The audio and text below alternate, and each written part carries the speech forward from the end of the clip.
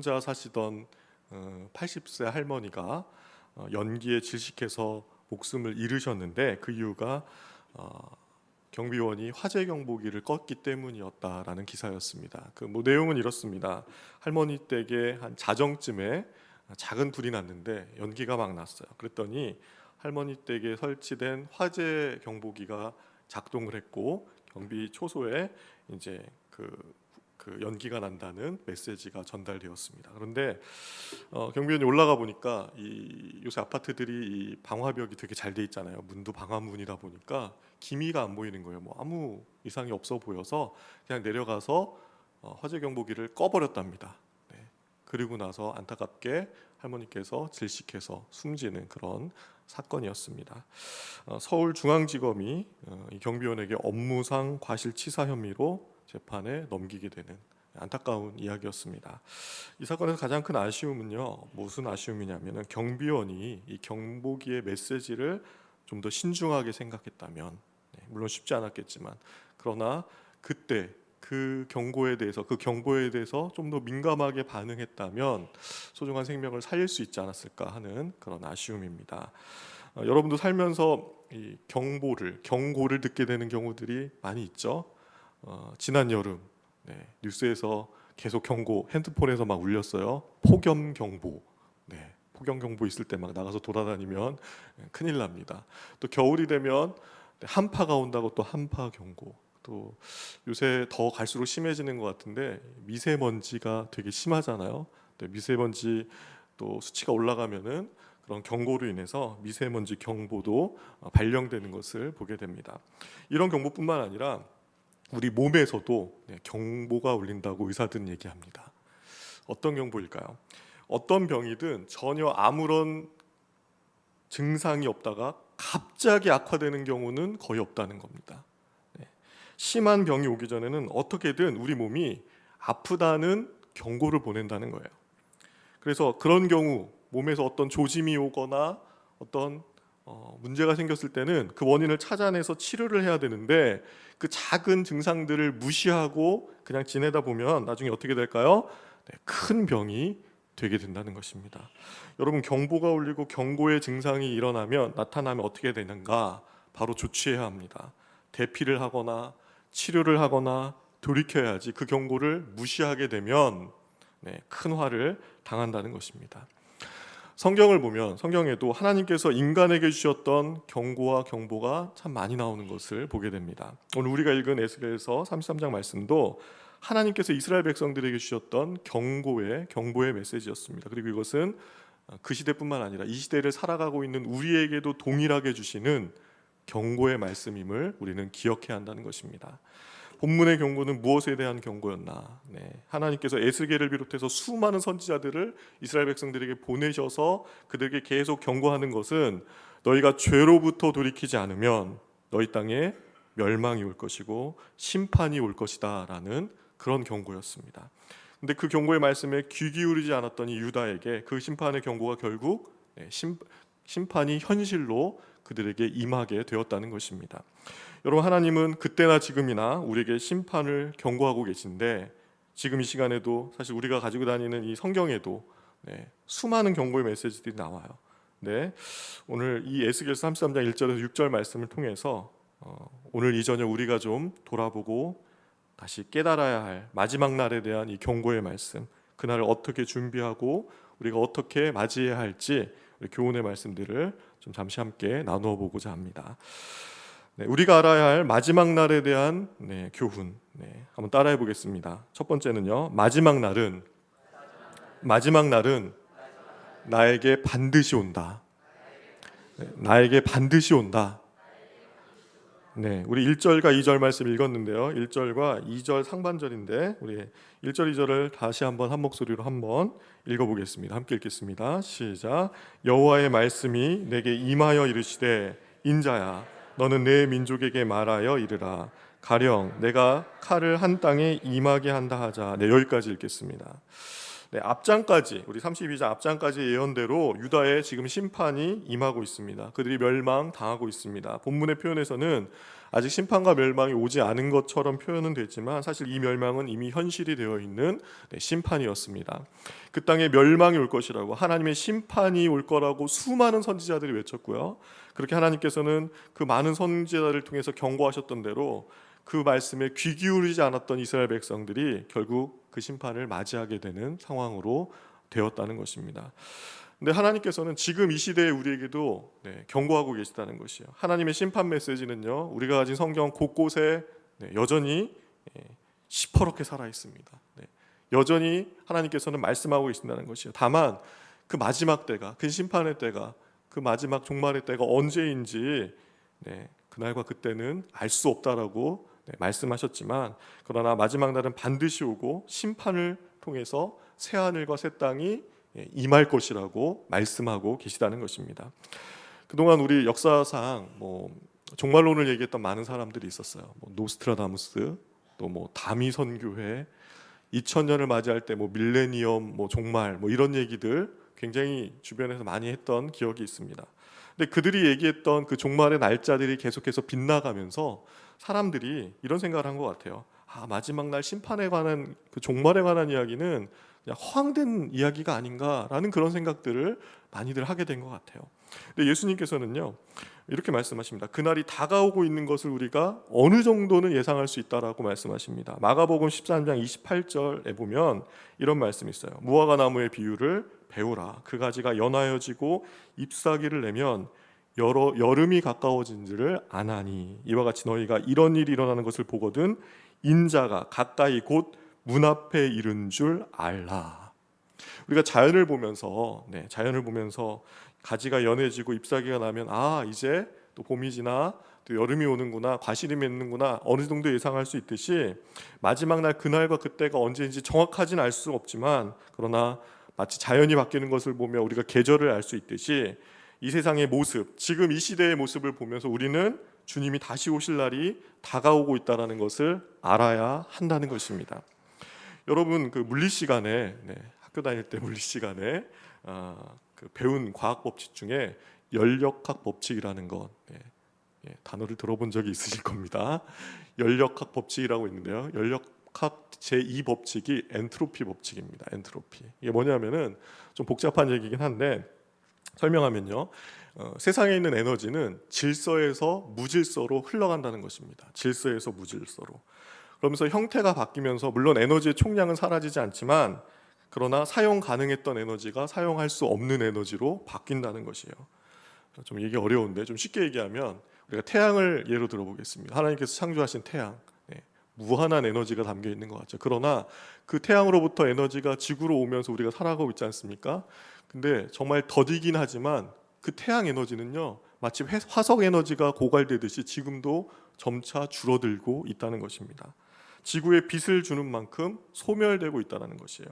마지막이 있다는 것이에요. 영원하지 않다는 것입니다. 물론 그 속도가 지금 지구가 훼손되는 속도보다는 더 더디기 때문에 우리가 잘 모르지만, 우리가 지금 보면 지구 온난화로 인해서 이번 여름도 얼마나 더웠습니까? 빙하가 녹고 있다고 합니다. 1950년 이후에 북극의 얼음이요, 절반으로 줄었다고 해요. 그리고 앞으로 50년만 이 패턴으로 지나면요, 북극의 얼음은 다 사라져 버린다고 합니다. 이런 얘기 들으면 이렇게 얘기하는 분이 있어요. 북극의 얼음 녹는 게 나랑 무슨 상관인가? 구리는 그렇게 수해도 나는데도 아니고 바다도 가깝지 않은데 괜찮지 않을까? 근데 여러분, 이 해수면이 올라간다는 게요, 어떤 의미냐면은 북극의 얼음이 녹아서 해수면이 올라가면요, 해류의 흐름이 약해진다고 합니다. 그러면 사람들이 감당할 수 없는 더 큰 혹한과 더 큰 무더위가 온다는 것이에요. 생태계가 변화하게 됩니다. 그러면서 어떤 일이 벌어지냐면 식량 생산에 영향을 끼쳐서 세계적으로 기아가 오게 되고요, 영양실조로 사람들이 죽게 되고요, 이렇게 온 인류가 전멸하는데 채 3년이 걸리지 않는다는 과학자들 연구 결과가 있어요. 최근에 쓰나미, 인도네시아의 쓰나미로 얼마나 많은 사람이 죽었습니까? 과거에 일본의 쓰나미로 또 핵 발전소가 또 폭발하면서 여러 가지 많은 그런 문제들이 생겼죠. 침수라든지 홍수라든지 중국의 재앙이라든지 그 지진이라든지 무서운 징후들이 번번이 일어나고 있다는 것입니다. 그리고 갈수록 이것이 더 심해지고 있습니다. 올여름 너무너무 더웠는데 안타까운 건요, 내년 여름은 더 더워질 거라는 거예요. 네. 지구 온난화로 인해서. 여러분 어떤 생각이 드십니까? 예수님께서 하신 말씀이 생각나지 않습니까? 너희들은 그것으로 조짐을 보라는 것이에요. 주님 오실 때가 가까이 오고 있다는 그것을 기억하라는 것입니다. 지구는요, 우리가 생각하는 것보다 더 빨리 질서에서 무질서로 가고 있습니다. 하나님께서 창조하셨고 보시기에 아름다웠던 이 세상에서 더 망가져가고 있다는 것이에요. 더 무질서로 가고 있다는 것이에요. 그래서 우리는 그날과 그때를 알지 못한다는 그 말씀에 이어서 마태복음 24장 44절 말씀을 꼭 기억해야 합니다. 그 말씀 뭐냐면요, 이러므로 너희도 준비하고 있으라. 준비하고 있으라는 것이에요. 생각하지 않을 때에 인자가 오리라. 그렇게 말씀하셨다는 것입니다. 여러분, 성경에는요, 온 세상의 마지막을 맞이하는 전인류적인 종말을 이야기하고 있지만 그런 전인류적인 종말만 이야기하고 있지 않다는 것입니다. 여러분, 어리석은 부자 비유 기억하시죠? 누가복음 16장에 보면 개인적인 종말을 예수님 말씀하세요. 누가복음 16장에 예수님께서 이렇게 말씀하십니다. 또 내가 내 영혼에게 이르되 영혼아, 여러 해 쓸 물건을 많이 쌓아두었으니 평안히 쉬고 먹고 마시고 즐거워하자 하리라 하되 하나님은 이르시되 어리석은 자여, 오늘 밤에 내 영혼을 도로 찾으리니 그러면 너의 준비한 것이 누구의 것이 되겠느냐 하셨으니.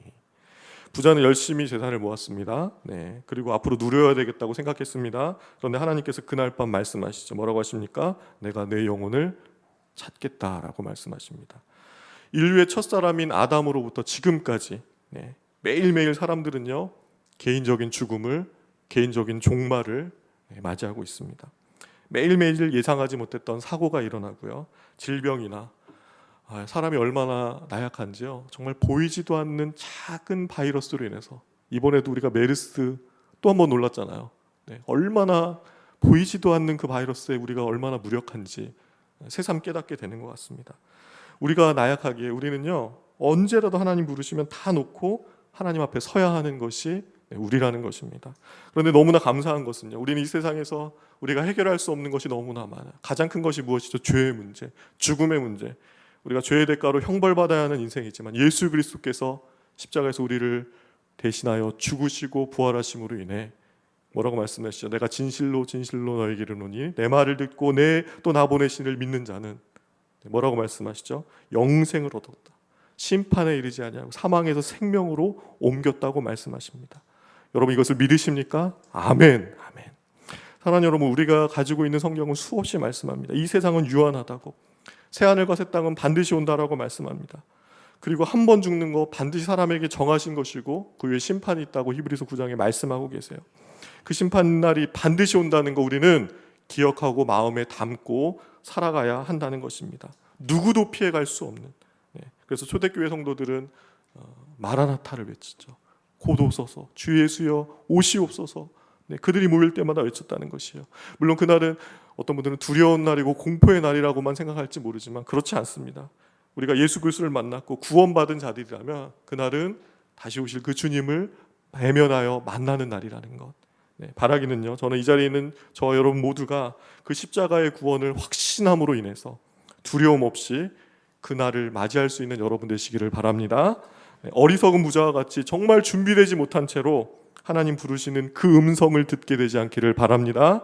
성경이 분명히 말씀하신 그 심판의 날이 반드시 올 것이고 나에게 올 것이라는 것을 기억하고 그 날을 준비하며 살아가는 여러분 되시기를 주의 이름으로 축원합니다. 우리가 알아야 할 마지막 날에 대한 교훈 두 번째는요, 따라해 보겠습니다. 마지막 날에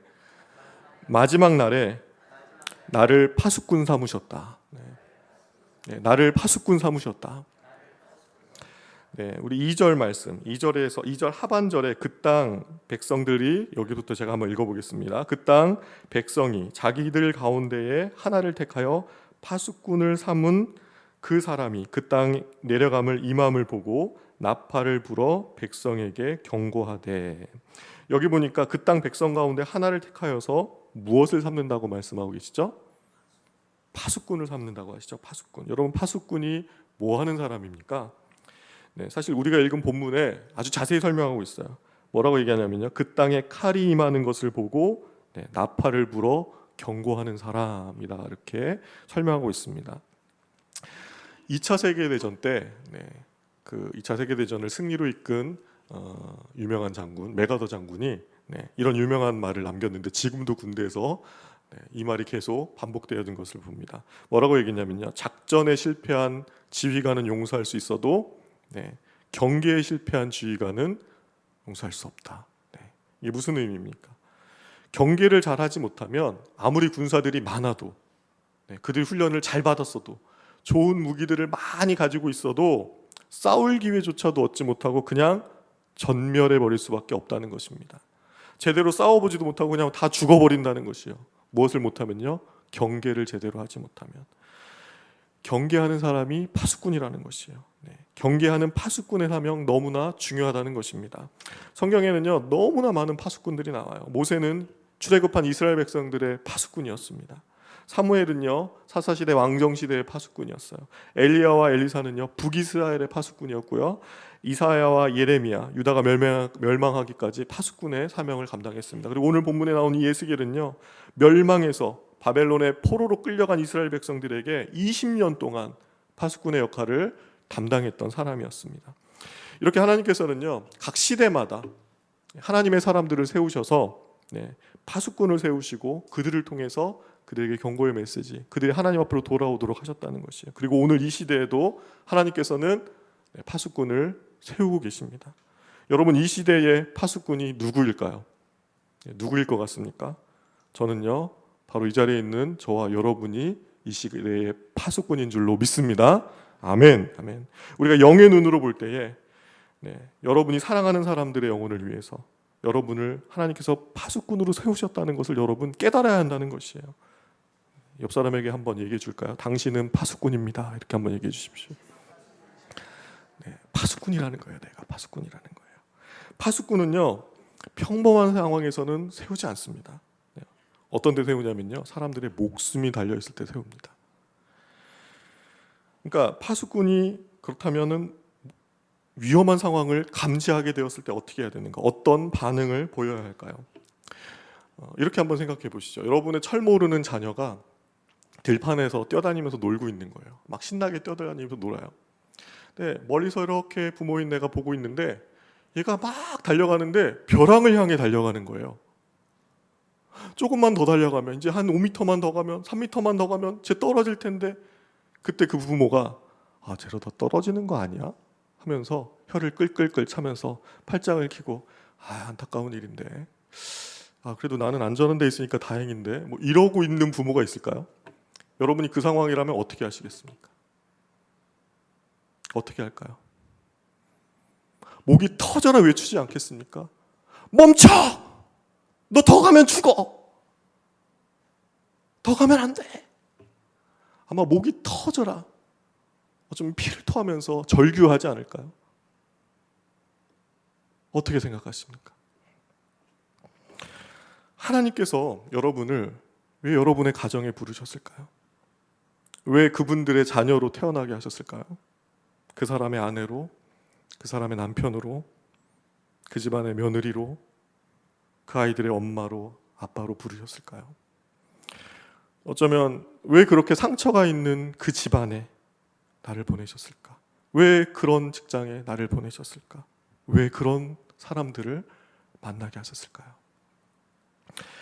나와 함께하는 사람들, 나와 함께하는 그 사랑하는 사람들보다 하나님께서 나를 먼저 구원하신 이유는요, 내 가족, 내 배우자, 내 자녀, 내 부모님, 할아버지, 할머니, 손자, 손녀, 그들의 파수꾼으로 세우시기 위함이시라는 것입니다. 예수님이 왜 이 세상에 오셨습니까? 우리를 구원하시기 위해, 그리고 그 예수의 복음을 세상에 전하여서 영혼을 구원하시기 위해서 예수님이 오셨어요. 근데 그 예수님이요, 복음을 전할 때 어디부터 전하라고 하셨죠? 우리가 잘 알고 있는 말씀, 사도행전 1장 8절에 뭐라고 얘기했습니까? 성령이 임하시면 너희가 권능을 받고, 어디부터 얘기하죠? 예루살렘과 온 유대와 사마리아와 땅끝. 어디부터 얘기합니까? 가까운 곳부터 이야기하고 있어요. 예루살렘을 먼저 말씀하신 것은요, 가까운 사람들을 의미하는 것입니다. 디모데전서 5장 8절에는요, 이런 말씀이 있어요. 저는 이 말씀 듣고 되게 충격받았어요. 디모데전서 5장 8절, 누구든지 자기 친족, 특히 자기 가족을 돌보지 아니하면 믿음을 배반한 자요, 불신자보다 더 악한 자니라. 여러분, 무서운 말씀 아닙니까? 예수 믿고 여러분이 예수 믿고 1년이 되었든 3년이 되었든 5년이 되었든 10년이 되었든 목사이든 전도사이든 장로든지 권사든지 집사든지 자기 가족을 구원하지 않으면 믿음을 배반한 자여 불신자보다 더 악한 자라고 말씀하고 계신 것입니다. 여러분, 언제까지 내 주변의 사람들 그 벼랑으로 가고 있는데 저러면 안 되는데 하면서 팔짱 끼고 계시겠습니까? 나는 교회 다니니까, 나는 구원받았으니까 괜찮아 하고 언제까지 외면하시겠냐는 것이. 마가복음 2장에 보면 중풍병 걸린 친구가 예수님을 만나게 하기 위해서 그 친구들이 어디까지 뜯었죠? 지붕까지 뜯는 장면이 나옵니다. 여러분, 그 친구들의 마음이 느껴지십니까? 어떤 마음일까요? 우리에게 정말 그 중풍병자의 친구들 같은 마음이 있는지, 그런 간절함이 있는지 돌아봐야 한다는 것입니다. 그들에겐 지혜가 있었어요. 여러분, 우리도 지혜를 구해야 돼요. 막상 전도하려고 그러면은 상황이 안 돼요. 환경이 안 돼요. 아유, 몰라서 그래요. 지금 그럴 상황이 아니에요. 이런 얘기하시는 분들이 있어요. 그런데 여러분, 하나님께 매달리며 지혜를 구하시기 바랍니다. 하나님께서 상황을 바꿔달라고, 하나님께서 역사해달라고 간절히 구하시기 바랍니다. 마치 아브라함이 조카 롯을 구원하기 위해서 그가 정말 하나님 앞에 민망할 정도로 몸부림친 것을 우리가 보지 않았습니까? 여러분, 솔직히 가족을 전도한다는 것이 얼마나 힘든 것인지 저도 알고 있어요. 가족 전도는 사실 평소에 내 모습을 너무나 잘 알고 있기 때문에, 나의 부족한 거, 나의 연약한 거, 나의 다 알고 있기 때문에 참 민망하고 어려운 게 가족 전도예요. 사실 저는 그동안 제 아버님 친가나 그 내가 쪽에, 어머님 쪽에 모두가 다 신앙생활을 하고 있기 때문에 제가 가족 구원에 대해서는 그렇게 부담을 갖지 않고 살았던 것 같습니다. 그런데 제가 결혼을 앞두고 그 처가 식구들과 상견례를 한 후에, 그리고 그 집에 초대받게 된 적이 있어서 이제 사윗감이 온다니까 이제 친지들이 오신 거예요.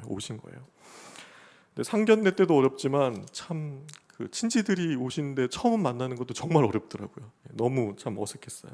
그래서 긴장도 되고 참 어려운 자리였는데, 그 중에 저희 아내의 고모님과 한쪽에 앉아서 얘기를 나누는 중에 이분이 참 마음이 어두운 것을 보게 됐어요.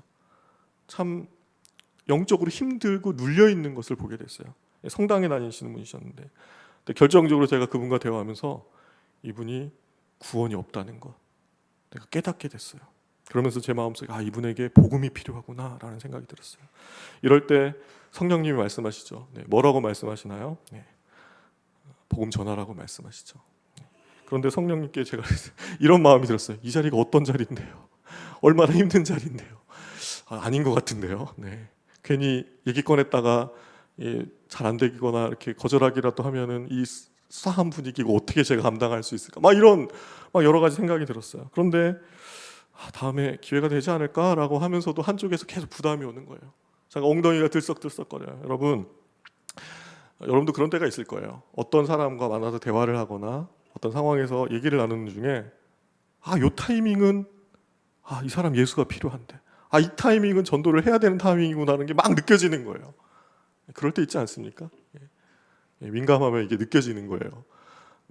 전해야 되나 말아야 되나, 이거 좀 어색하고 안 될 것 같아, 이런 합리화도 막 하면서 할까 말까 전해야 되나 말아야 되나 막 망설여질 때 제가 정리해 드리겠습니다. 100%입니다. 100%. 전해야 될까 말아야 될까 고민될 때는 무조건 100% 전해야 한다는 것입니다. 그 부담 누가 주신 부담이에요? 성령님이 주신 부담이죠. 전하라고 하시는 거예요. 제가 그래서 그날 되게 많이 망설이다가 제가 한마디 했어요. 뭐라 그랬냐면 오늘 밤. 여러분, 오늘 밤이 뭔지 아십니까? 우리 지구촌 교회는 XE 훈련하잖아요. 클래식 훈련에서는 오늘 밤 이 세상을 떠나신다면 천국에 들어갈 것을 확신하고 계십니까? 제가 이걸 해버렸어요. 하고서도 내가 지금 뭘 한 거지? 이거 하고 나면 이제 그 다음부터 가야 되거든요. 은혜, 인간, 하나님, 그리스도, 믿음, 결신, 질문, 결신, 초청. 근데 이 고모님이요, 그 예수님을 영접하시겠다고, 믿겠다고 눈물을 글썽이시면서 영접을 하시는 거예요. 물론 분위기는 쏴해졌습니다. 근데 그날 다들 기뻐해 주시고 축하해 주시면서 되게 의미 있는 시간으로 그 시간을 가졌던 기억이 있어요. 그 후로 그 고모님을요, 제가 못 봤어요. 네. 결혼식 때 오셨다는데 너무 정신이 없으니까 뭐 사진에는 있으시더라고요. 그 이후로 결혼한 지 지금 10년이 넘었는데 한 번도 만날 기회가 없었어요. 여러분 어떻게 생각하십니까? 제가 그때 미뤘다면 어떻게 됐을까? 그런 생각을 하곤 합니다. 여러분, 우리가 사랑하는 사람들이요, 벼랑으로 가고 있습니다. 그들이 아직 예수 그리스도를 만나지 못했다면요, 100%입니다. 그들은 멸망으로 가는 것입니다. 파수꾼의 사명, 주님께서 여러분에게 주셨습니다. 그리고 감당하라고 말씀하고 계신다는 것이에요. 대수롭게 여기면 안 된다는 것입니다. 팔짱 끼고 있으면 안 됩니다. 절박하게 주님 구원해 달라고. 하나님 지혜를 주시고 환경을 주장하여 주셔서 정말 그 영혼 구원하게 달라고 몸부림치며 기도로 매달리며 그 위험한 상황을 전해줄 수 있는, 생명의 복음을 전할 수 있는 여러분 모두가 되시기를 간곡히 부탁드립니다. 한 가지 더, 우리가 알아야 할 마지막 날에 대한 교훈, 세 번째 따라해 보겠습니다. 마지막 날에 그들의 핏값을 물으신다. 큰 소리로 보겠습니다. 그들의 핏값을 물으신다.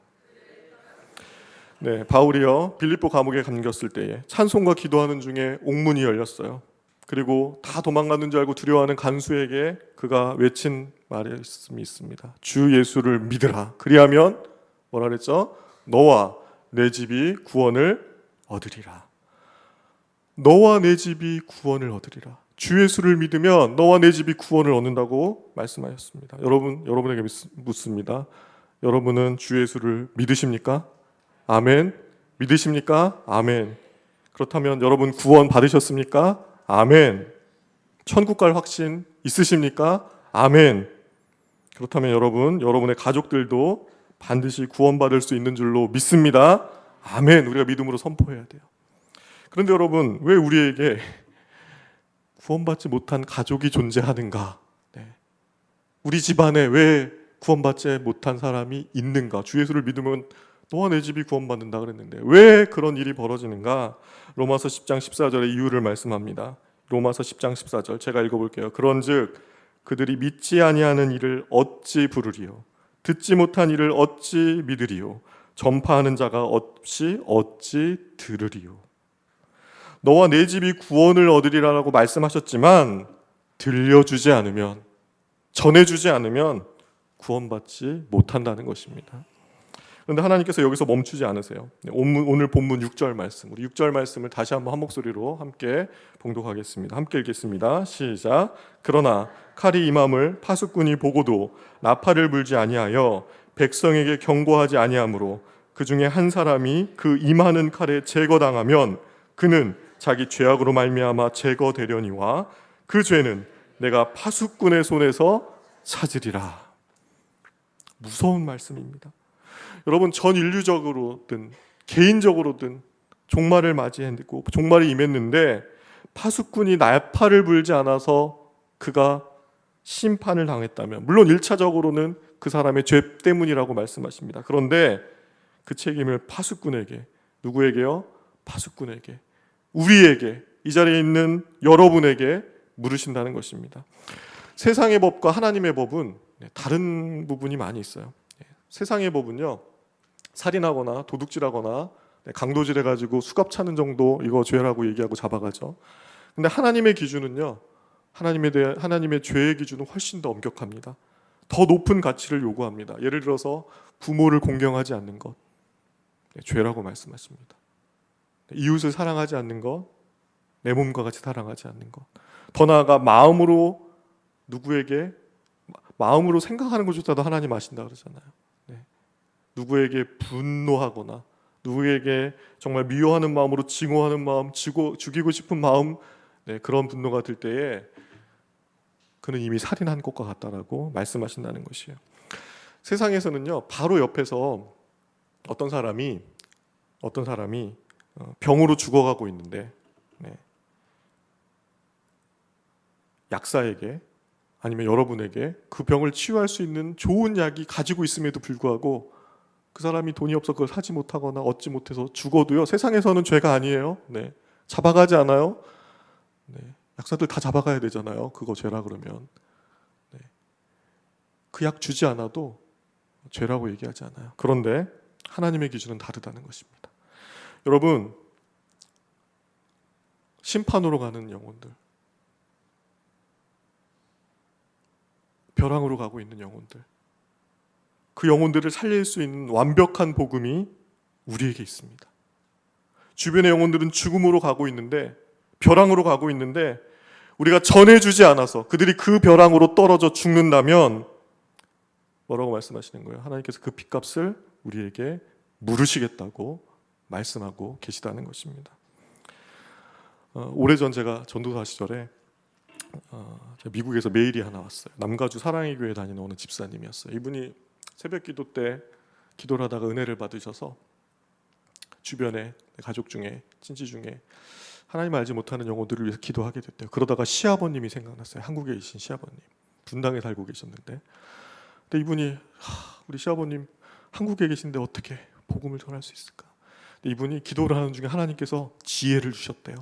아이디어가 떠올랐어요. 그 교회 전도폭발 훈련하는 교회인데요. 한국에도 전도폭발하는 교회가 있겠지? 검색을 했대요. 분당에 있는 전폭하는 교회 어디가 나왔을까요? 지구촌 교회가 나왔어요.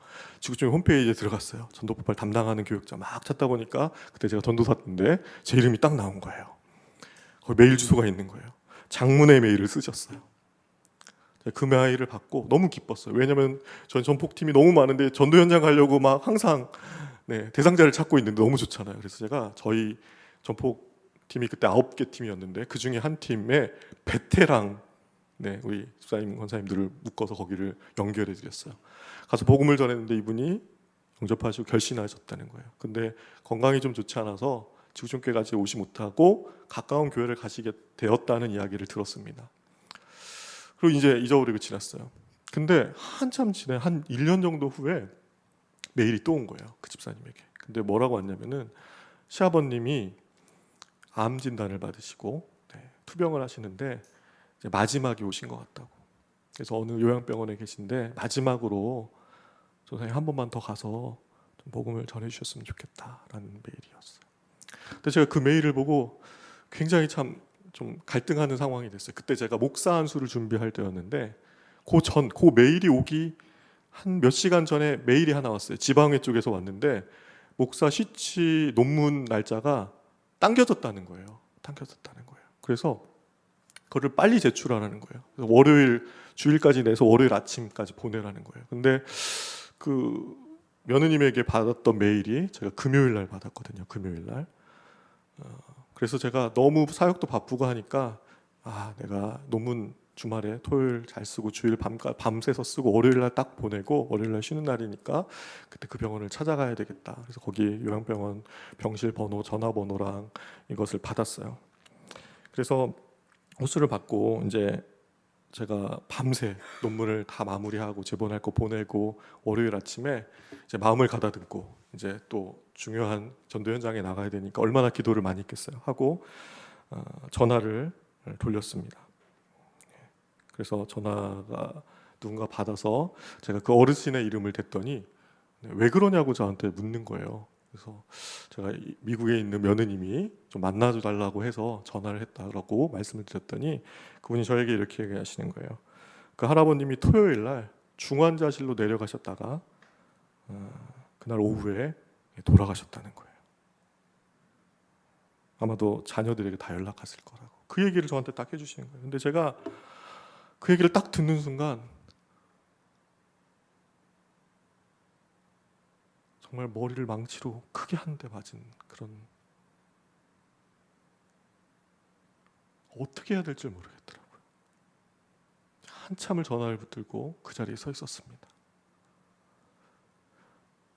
그 할아버지가 소천한 시간이 토요일 오후였어요. 제가 금요일 날 메일을 받았거든요. 토요일 오후에 제가 뭐 했는지 아십니까? 목사 되겠다고 논문 쓰고 있었어요. 저는 논문 다 마무리하고 다 제출하고 가면 홀가분한 마음으로 그분 만날 수 있을 거라고 생각했는데 그러지 못했다는 거예요. 제가 그때 너무 마음이 힘들어서 내가 이러고도 목사가 돼야 되는가? 하나님이 주신 테스트를 내가 통과하지 못한 게 아닐까라는 그런 자괴감이 들더라고요. 이러고 내가 무슨 사역을 한다고 하나.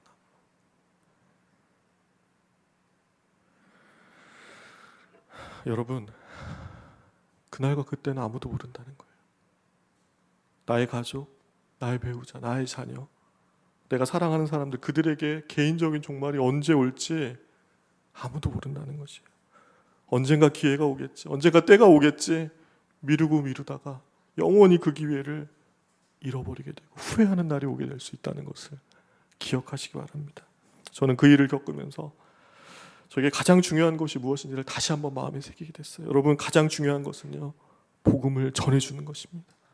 가장 긴박한 것, 복음 전해주는 것이에요. 최선을 다해서 전해야 되는 것, 복음이라는 것입니다.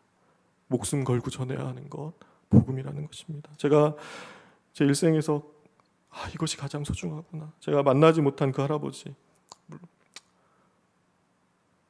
그래도 1년 전에 우리 전도폭발팀을 통해서 복음을 들으셨기에 그분이 꼭 하늘나라에 들어가셨길 전 바라고 있습니다. 만약 훗날 그분이 천국에 가지 못하셨다면 그 책임은 저에게 있는 거예요. 여러분, 다시 한번 당부드립니다. 때를 얻든지 못 얻든지 미루지 마시고 여러분 주변에 여러분의 가족, 여러분의 이웃, 여러분의 사랑하는 사람들 복음 전하시기 바랍니다. 어떤 영혼은 저 사람 정말 안 될 것 같아, 저 사람 정말 힘들 것 같아, 막 이런 생각이 들지라도 여러분 절대 포기하면 안 된다는 것이, 진심으로 기도하고 포기하지 않고 전해주면 저는 어떤 영혼이든 하나님께서 구원하신 줄로 믿습니다. 복음은요, 듣기 싫어해도 전하는 거예요. 듣기 싫어하는 거 당연해요. 내 죄 가운데 어둠 가운데 있는 사람이 그렇게 쉽게 마음 열지 않아요. 거북해해도 전해야 하는 게 복음이라는 것입니다. 불편해해도 어색해해도 전해야 한다는 것이에요. 어떤 대가를 치르더라도 그 대가를 치rum으로 인해서 그 영혼이 구원받는다면 얼마나 기쁜 일일까요? 하나님께서 이 시간 여러분에게 말씀하십니다. 그렇게 하라고 말씀하십니다. 부모님과의 관계가 소원해져서 이제 형식적인 대화만 하고 있을지 모르겠어요. 형제 간의 갈등으로 대화가 단절되었을지 모르겠어요. 어떤 분은 나는 요즘 그런 시댁과의 갈등, 형제 간의 갈등 이런 걸로 인해서 명절 맞이하는 것도 부담스럽다는 이야기도 간혹 듣습니다. 그런데 여러분, 과연 그 이전에 여러분이 얼마나 그 영혼들을 위해서 기도했는지, 몸부림치며 기도했는지 돌아보시기 바랍니다. 우리에게 반드시 올 그날이 있음을 기억하면서 오늘 이 저녁에 하나님께서 여러분에게 이 말씀을 주셨다면 여러분이 복음 전하고 구원해야 할 영혼을 또 떠올리고 그 영혼을 붙들고 기도하며 몸부림칠 수 있는 여러분 되시기를 바랍니다. 그렇게 하나님 앞에 쓰임받을 수 있는 복음의 파수꾼으로 들여질 수 있는 저 여러분 되시기를 주의 이름으로 축원합니다.